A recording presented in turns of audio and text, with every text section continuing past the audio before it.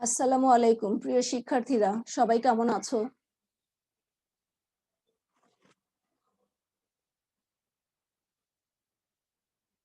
আমার কথা শুনতে পাচ্ছ সবাই?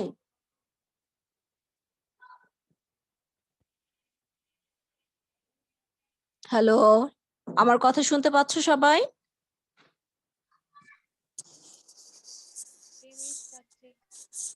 Yes, ma'am. সবাই ভালো আছো? Alhamdulillah, ma'am. আচ্ছা, আজকে আমরা উৎপাদন ও বিপণনের মধ্যে সম্পর্ক তোমাদের বইয়ের 1.10 এটা পড়বো, ঠিক আছে?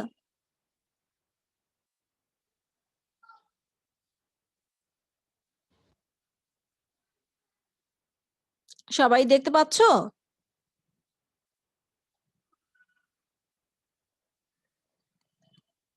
আনমিউট করে আমার প্রশ্নের উত্তর দাও। সবাই দেখতে পাচ্ছ কিনা? জি ম্যাম। মিস হ্যাঁ, এটা অন্য বই থেকে নাও। আমি জানি তুমি কি প্রশ্ন করবে। এটা অন্য একটি বই থেকে নিয়েছি, এই বইটাতে সহজ করে লেখা, সে কারণে। ঠিক আছে? দেখো, মানুষের অভাব পূরণের ক্ষমতা আছে এমন কিছু তৈরি করাকে উৎপাদন বলে।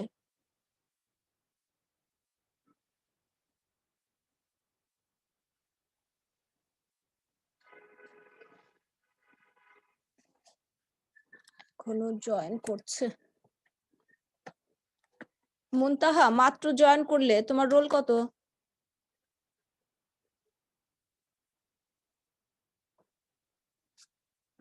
মুনতাহা, আমাকে শুনতে পাচ্ছ?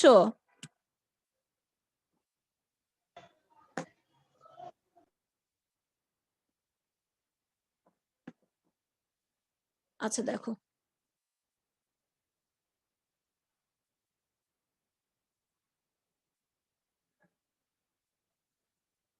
Ma'am মুনতাহার role 227। আর ইশরাত আলম? ইশরাত আলমের রোল কত? ম্যাম ওটা যায় না। ইশরাত আলম, আমাকে শুনতে পাচ্ছ? তুমি মাত্র জয়েন করেছো। ইশরাত আলম, জি ম্যাম। ম্যাম ওটা 207। তোমার রোল কত? ইশরাত আলম, রোল কত বলো? ম্যাম 207। 207, ঠিক আছে। তুমি মিউট করে ফেলো, শব্দ হচ্ছে তোমার ওখানেই। আচ্ছা, আমরা শুরু করছি। উৎপাদন ও বিপণনের মধ্যে সম্পর্ক। মানুষের অভাব পূরণের ক্ষমতা আছে এমন কিছু তৈরি করাকে উৎপাদন বলে। এতে বিভিন্ন উপকরণ ব্যবহারের পাশাপাশি ব্যবস্থাপকীয় দক্ষতার প্রয়োগ করতে হয়। আর বিপণন হলো একটি ব্যবস্থাপকীয় প্রক্রিয়া। এর মাধ্যমে ক্রেতা ভ্যালু সৃষ্টি ও সরবরাহ করে প্রাতিষ্ঠানিক উদ্দেশ্য অর্জন করা হয়। এই বিষয় দুটি উভয়ই ব্যবসার অন্যতম কাজ হিসেবে গণ্য করা হয়, অর্থাৎ বিবেচিত হয়।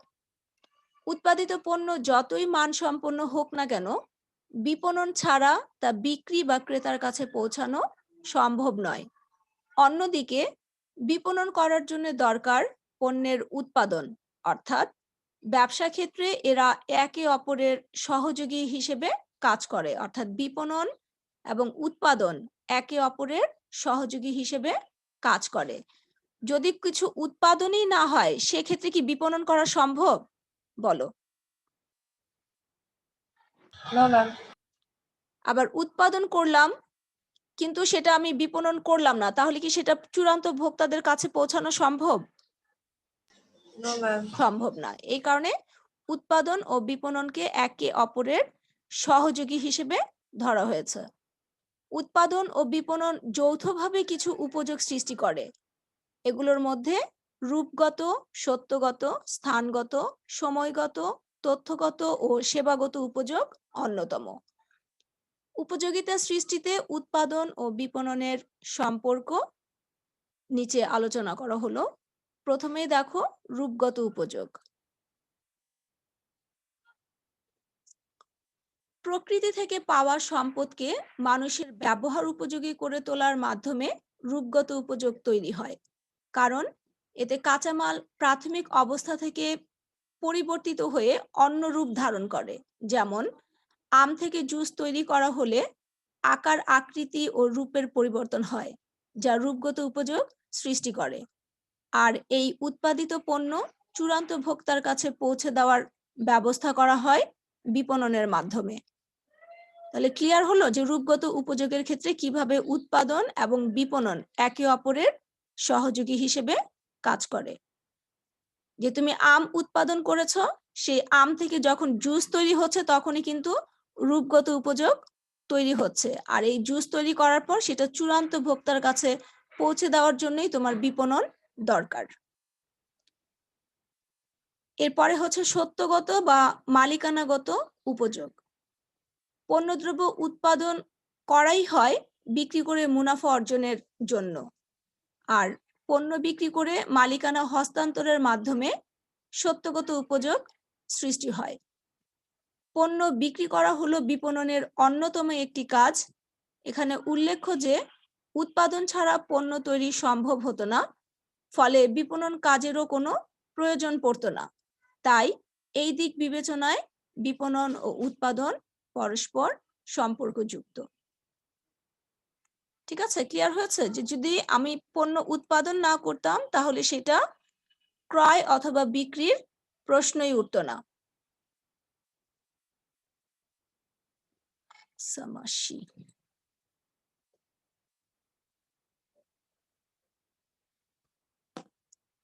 আকসামাসির রোল কত? 209 মাত্র জয়েন করলে। আকসামাসি শুনতে পাচ্ছ আমাকে?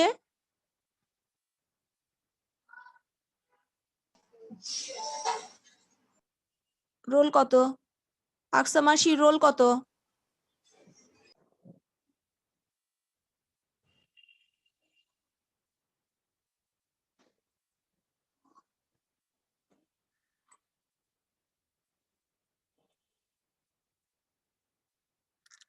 নওশিন মোশাররফ লাবিবা, জি ম্যাম। আকসামাসির রোল কত জানো? জি ম্যাম, 209। তো কথা বলে না কেন? ওকে যে এতবার করে জিজ্ঞেস করছি কিছুই বলছে না। ম্যাম আজকে ওর নেটে নাকি অনেক ডিস্টার্ব দিচ্ছে। আচ্ছা, এরপরে দেখো সময়গত উপযোগ। এক সময়ের উৎপাদিত পণ্য সংরক্ষণের মাধ্যমে অন্য সময়ে বিক্রি করার ফলে সময়গত উপযোগ সৃষ্টি হয়। এতে ভোক্তারা ঘাটতি মৌসুমে পণ্য পেয়ে উপকৃত হয়। আবার সঠিক সময়ে পণ্য উৎপাদনের জন্য কাঁচামাল সংগ্রহ ও সংরক্ষণের প্রয়োজন হয়। এটি উৎপাদন ব্যবস্থা চলমান রাখতে সহায়তা করে। এক্ষেত্রে গুদামজাতকরণ হলো বিপণনের কাজ। যেমন শীতের সময় উৎপাদিত সবজি হিমাগারে সংরক্ষণ করে রাখা হয়, পরবর্তীতে সেগুলো বছরব্যাপী বিক্রি করা হয়। ঠিক আছে, তাহলে এই সময়গত উপযোগ তৈরিতেও উৎপাদন এবং বিপণন একে অপরের সহযোগী হিসেবে কাজ করছে। এরপরে স্থানগত উপযোগ। উৎপাদনের স্থান থেকে পণ্য সামগ্রী ভোক্তার কাছে পৌঁছার মাধ্যমে সৃষ্টি হয় স্থানগত উপযোগ। আর এই কাজটি করা হয় পরিবহন ব্যবস্থার মাধ্যমে, অর্থাৎ পরিবহনের মাধ্যমে স্থানগত উপযোগ সৃষ্টি হয়।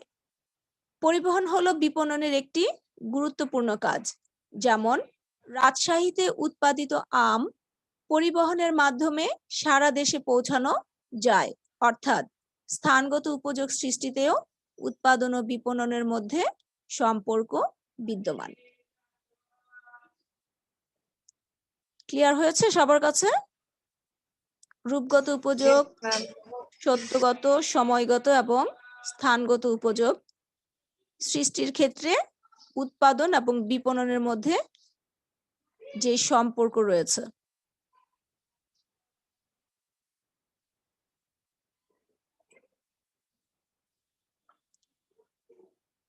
তথ্যগত উপযোগ। উৎপাদিত পণ্য গুণগত মান সম্পন্ন হলেও তা যদি ভোক্তারা না জানে তবে সেই পণ্য বিক্রি হবে না।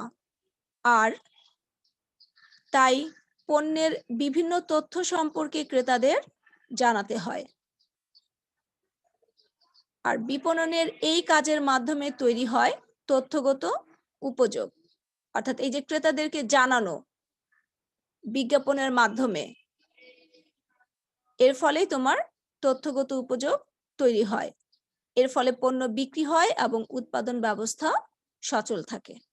ঠিক আছে, যে তুমি অনেক গুণগত মানসম্পন্ন পণ্য উৎপাদন করেছো, কিন্তু সেই পণ্য সম্পর্কে যদি ভোক্তারা না জানে তাহলে তো সেই পণ্য কিনতে ভোক্তারা আগ্রহী হবে না।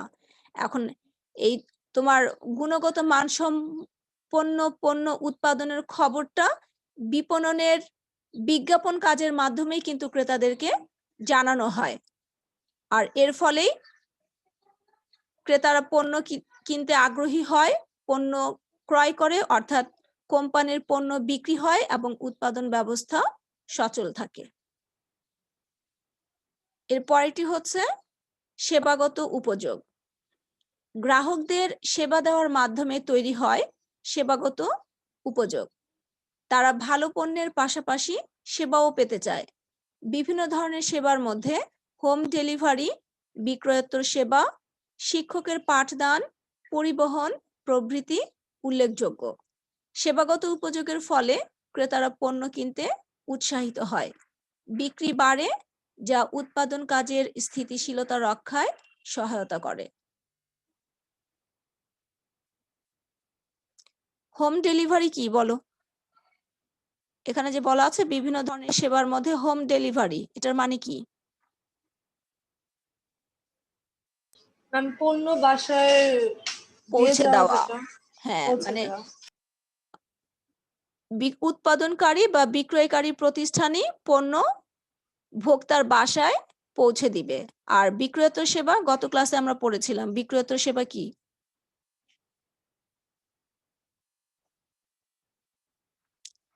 পণ্য বিক্রি করার পরেও সেবা প্রদান করতে হয়, সেটাকে বলা হচ্ছে জি ম্যাম, বিক্রয়োত্তর বিক্রয়োত্তর সেবা। যেমন সেবা। ওয়ারেন্টির কথা বলেছিলাম যে 1 বছরের ওয়ারেন্টি দেওয়া আছে, ওই সময়ের মধ্যে পণ্যের কোনো ক্ষতি হলে কি করবে বলো? সেটা হয় মেরামত করে দিবে আর না হয় চেঞ্জ করে দিবে। হ্যাঁ,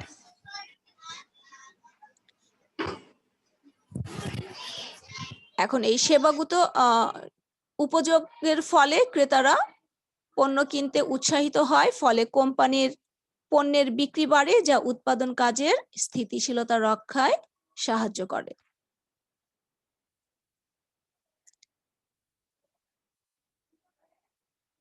উপরোক্ত আলোচনা থেকে আমরা বুঝতে পারছি উৎপাদন ও বিপণন কাজ দুটি আলাদা হলেও বিভিন্ন উপযোগ সৃষ্টিতে এরা একে অপরের উপর নির্ভরশীল।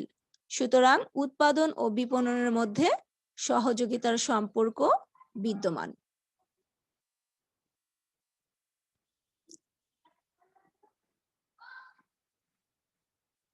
এখন এই উৎপাদন ও বিপণনের যে সম্পর্ক আমরা পড়লাম, এখান থেকে কোনো পয়েন্টে কোনো সমস্যা থাকলে আমাকে বলো, এখনই আমি ক্লিয়ার করে দিব।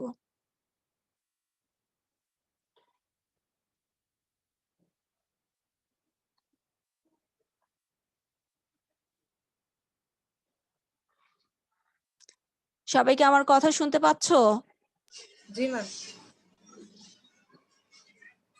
কোনো পয়েন্টে সমস্যা থাকলে আমাকে বলো, আর যদি সমস্যা না থাকে তাহলে আমি নেক্সট পড়ায় চলে যাচ্ছি।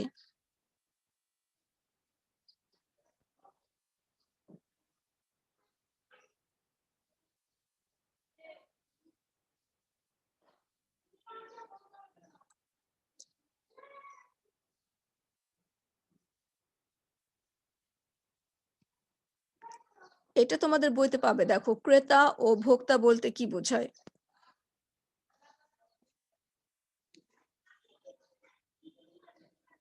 পেয়েছো সবাই? জি ম্যাম।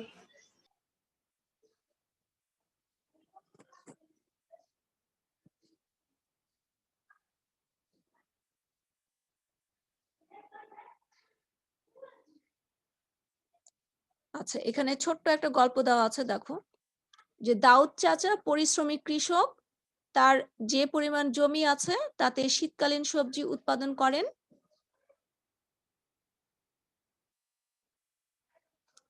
সপ্তাহে 2 বার গ্রামের হাটে সবজি বিক্রি করেন। তার নিকট থেকে একদিকে যেমন স্থানীয় এলাকার মানুষ নিজেদের পরিবারের প্রয়োজন পূরণের জন্য সবজি ক্রয় করেন, অন্যদিকে তেমনি শহরের ব্যাপারীরাও তার কাছ থেকে সবজি ক্রয় করে নিয়ে যায়। এই ঘটনায় 2টি বিষয় লক্ষণীয়। তা হলো এখানে 2 ধরনের উদ্দেশ্য নিয়ে ক্রেতারা সবজি ক্রয় করছে। এদের একজনের উদ্দেশ্য হলো নিজেরাই তা ব্যবহার বা ভোগ করবে, অর্থাৎ উপযোগ নিঃশেষ হয়ে যাবে, এবং অন্যদের উদ্দেশ্য হলো শহরে নিয়ে বেশি দামে বিক্রি করে মুনাফা অর্জন করবে, অর্থাৎ এদের দ্বারা নতুন উপযোগ সৃষ্টি হবে। অর্থাৎ গ্রাম থেকে সবজি কিনে যখন শহরে নিয়ে যাচ্ছে সেক্ষেত্রে স্থানগত উপযোগ সৃষ্টি হচ্ছে পরিবহনের মাধ্যমে। এভাবে যারা নিজেদের বা পারিবারিক ব্যবহারের জন্য পণ্য ক্রয় করে তাদেরকে ভোক্তা বলা হয়। অন্যদিকে যারা পুনঃবিক্রয় বা শিল্পে ব্যবহার করার জন্য পণ্য ক্রয় করে তাদেরকে ক্রেতা বলে। তবে সকল ভোক্তা ক্রেতার অন্তর্ভুক্ত, কিন্তু সকল ক্রেতা ভোক্তার অন্তর্ভুক্ত নয়। লাইনটার অর্থ কি? বলছে সকল ভোক্তা ক্রেতার অন্তর্ভুক্ত। যে ভোগ করছে সেও কিন্তু কিনছে, ঠিক আছে, আর যে ক্রেতা সেও কিনছে। ক্রেতার ভোক্তার মূল পার্থক্যই হচ্ছে ভোক্তা নিজের অথবা পরিবারের, নিজের অথবা পরিবারের ভোগের জন্য ক্রয় করছে, আর ক্রেতা হচ্ছে সেটা আবার পুনরায় বিক্রি করে দেওয়ার উদ্দেশ্যে ক্রয় করছে। এই কারণে এখানে বলা হচ্ছে যে সকল ভোক্তাই ক্রেতা, কিন্তু সকল ক্রেতা ভোক্তা নয়। যারা পুনরায় বিক্রির উদ্দেশ্যে ক্রয় করছে তারা কিন্তু ভোগের উদ্দেশ্যে করছে না। সেই কারণে বলা হচ্ছে যে সকল ক্রেতা ভোক্তা নয়, কিন্তু সকল ভোক্তা ক্রেতা। ক্রেতা বা ভোক্তার চাহিদা পূরণের জন্যই পণ্য বা সেবা উৎপাদন করা হয়। ক্রেতা এবং ভোক্তা সম্পর্কে স্পষ্ট ধারণা দেওয়া হয়েছে নিচে দেখো।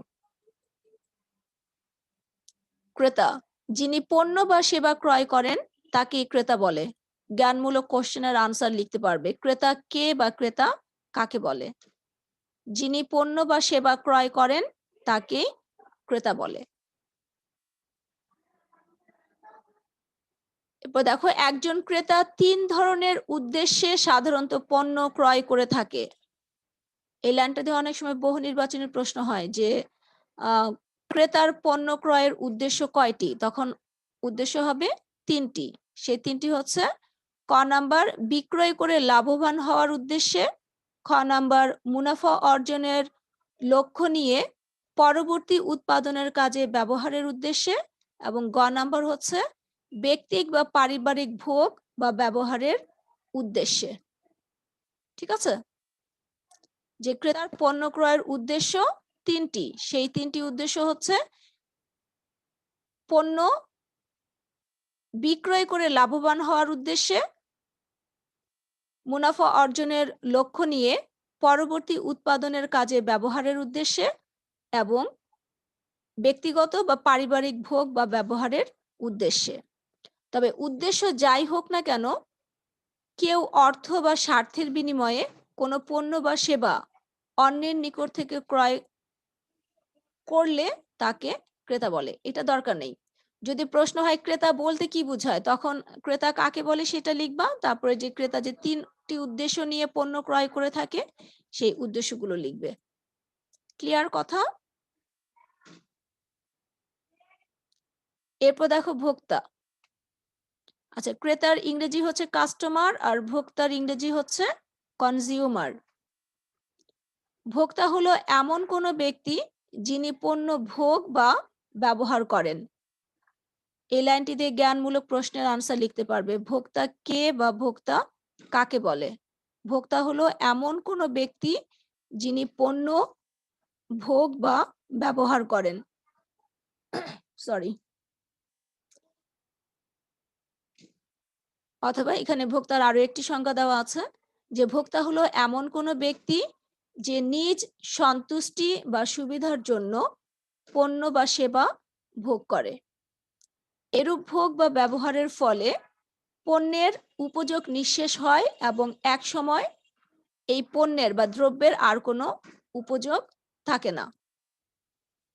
বাজার থেকে ক্রয়কৃত লেখার কাগজে কোনো ছাত্র বা ছাত্রীর দ্বারা লেখা কাজটি সম্পাদিত হলে ওই ছাত্র বা ছাত্রী এক্ষেত্রে কাগজের ভোক্তা হিসেবে গণ্য হবে। ওই কাগজ যখন সে পুরাতন কাগজ হিসেবে ফেলে দেয় বা বিক্রয় করে তখন অন্যের কাছে অবশ্যই এর নতুন উপযোগ সৃষ্টি হতে পারে। অর্থাৎ ওই স্টুডেন্ট যখন কাগজে লেখার পর সেটা পুরাতন কাগজ হিসেবে ফেলে দিল অথবা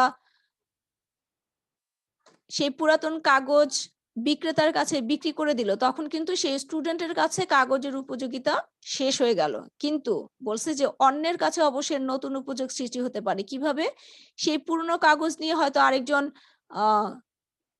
কি বলে ঠোঙা তৈরি করতে পারে, ঠিক আছে, যে কাগজের প্যাকেট যেগুলো সেগুলো। এই কারণে এখানে বলা হয়েছে যে অন্যের কাছে অবশ্য এর নতুন উপযোগ সৃষ্টি হতে পারে। ক্রেতা এবং ভোক্তা ক্লিয়ার হয়েছে সবার কাছে?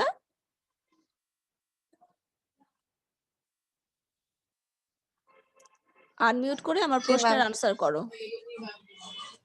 কারো কোনো কনফিউশন থাকলে আমাকে বলতে পারো।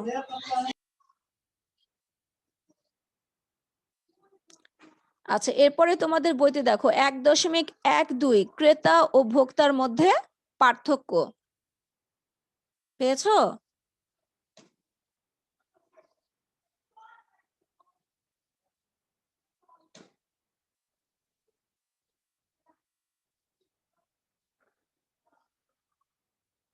আনমিউট করে আমার প্রশ্নের উত্তর দাও। জি ম্যাম, পেয়েছি। আচ্ছা, এই ক্রেতা ও ভোক্তার মধ্যে পার্থক্যগুলো পড়বা। তোমাদের বইতে 8টি পার্থক্য দেওয়া আছে। অনেক সময় অনুধাবনমূলক প্রশ্ন হিসেবে আসে যে ক্রেতা ও ভোক্তার মধ্যে 2টি পার্থক্য দেখাও, ঠিক আছে?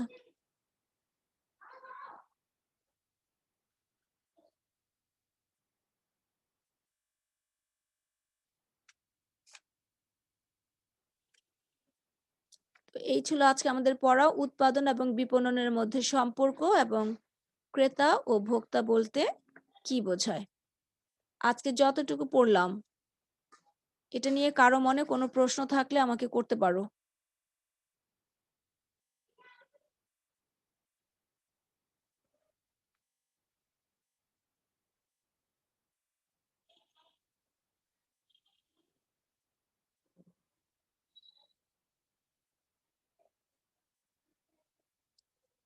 আচ্ছা, এই অধ্যায়ের শেষে অনুধাবনমূলক যে প্রশ্ন উত্তর আছে সেখানে চলে যাও।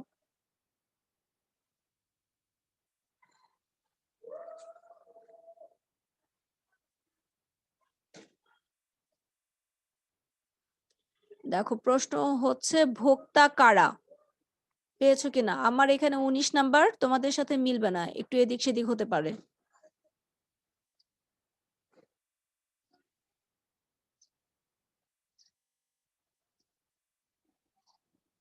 পেয়েছো কিনা? আনমিউট জি করে আমার। ম্যাম, পেয়েছি। কত নাম্বার? 31।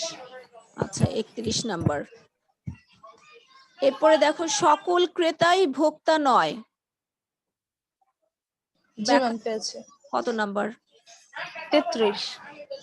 33।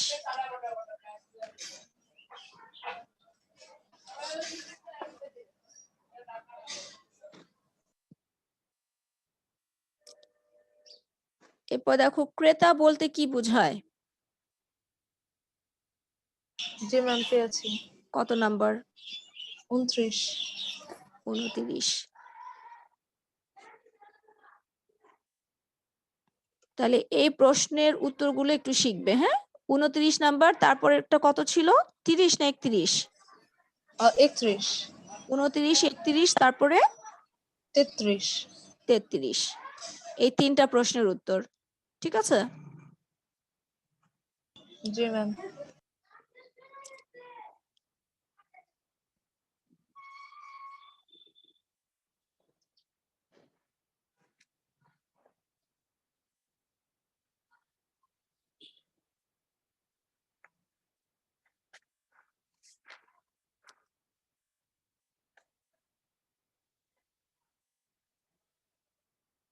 সবাই আনমিউট করো। আজকে যে আমি পড়ালাম এর মধ্য থেকে এখন আমি কিছু প্রশ্ন করি, দেখি কেমন বুঝতে পারলে সবাই।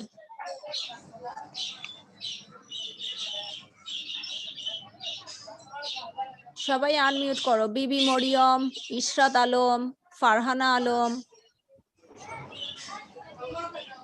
মুনতাহা, জান্নাত রাইসা, আকসা মাসি।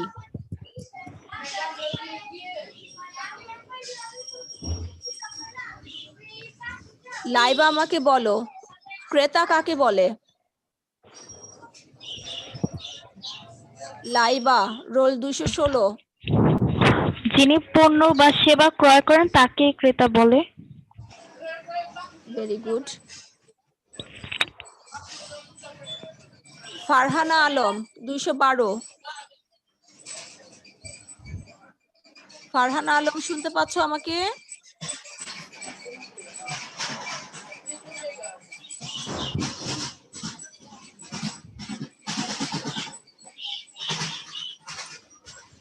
ফারহানা আলম আনমিউট করেছে কিন্তু সে আমার কথার উত্তর দিচ্ছে না।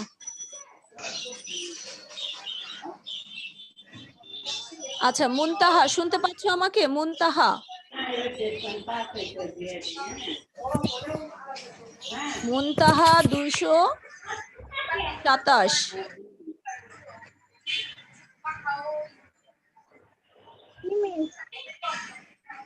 তুমি আমাকে বলো ভোক্তা কে? ভোক্তা কে বা ভোক্তা কাকে বলে?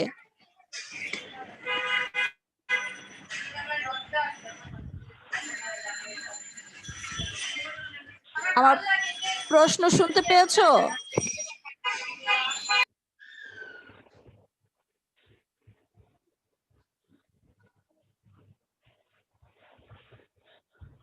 বিবি মরিয়ম,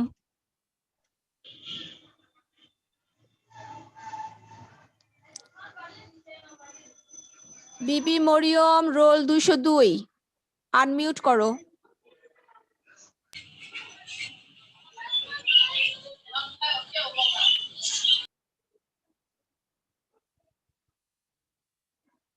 বিবি মরিয়ম আমাকে শুনতে পাচ্ছো?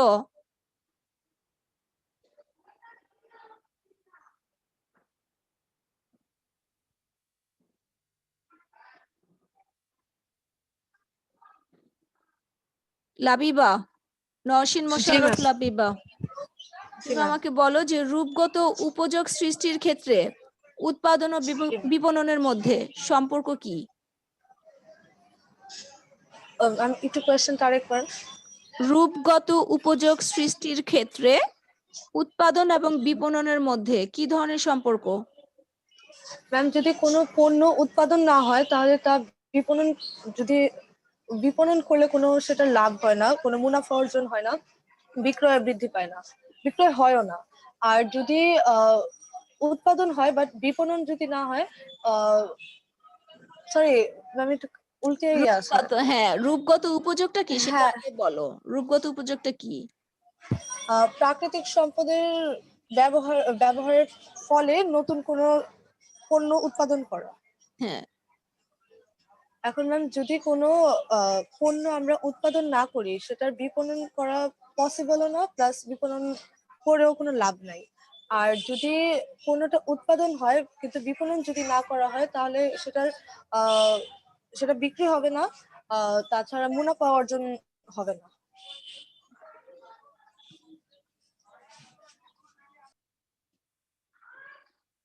তাহলে সম্পর্কটা কি হলো?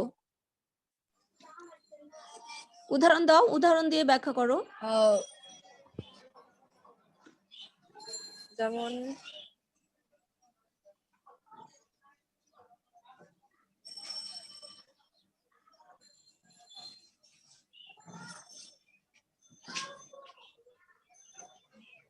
যেমন কি বলো?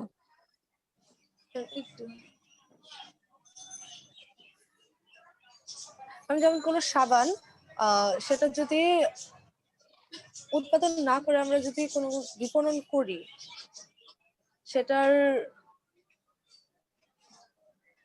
বিক্রি হবে না। সাবান আর তৈরি যদি সাবান তৈরি করা হয় কি কি দিয়ে? তৈরি করাটাই তো আমি জানি রূপযোগ্য না। উপযোগ তৈরি হয়, মানে প্রকৃতি প্রদত্ত কাঁচামাল ব্যবহার করে হ্যাঁ, সেটাকে তুমি অন্য রূপে পরিবর্তন করবা, এটাই তো রূপগত জি উপযোগ। ম্যাম।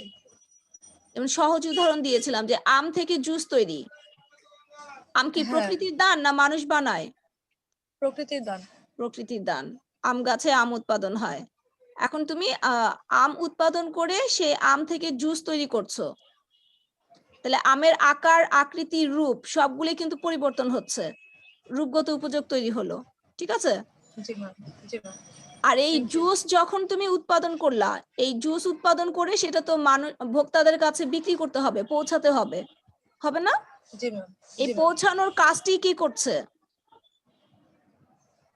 বিপণন। বিপণন। Very good. Thank you, ma'am.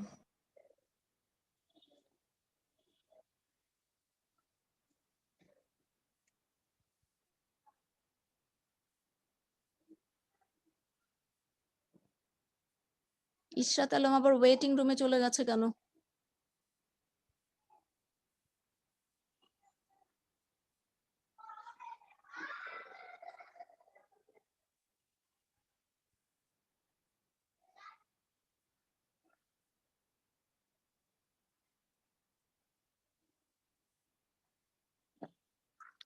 আচ্ছা, আজকের পড়া নিয়ে আর কারো কোনো সমস্যা নেই, তাই তো? জি ম্যাম। আচ্ছা, যদি সমস্যা না থাকে তাহলে ক্লাস আমি এখানে শেষ করে দিচ্ছি। সবাই ভালো থেকো। আল্লাহ হাফেজ। আসসালামু আলাইকুম। ওয়ালাইকুম সালাম।